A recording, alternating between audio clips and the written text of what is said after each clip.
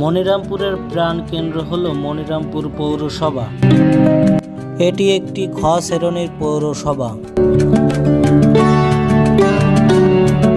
যা খুলনা বিভাগের অধীনে অবস্থিত আছে। এটি 1997 সালে 10ই নভেম্বর প্রতিষ্ঠিত হয় এবং প্রথম নির্বাচিত অনুষ্ঠিত হয় 1999 সালে 25শে ফেব্রুয়ারি। এই পৌরসভাটি 17টা ইউনিয়ন নিয়ে গঠিত হয়েছিল। তৎকালীন সময় এই পৌরসভাটি এত সৌন্দর্য ছিল না।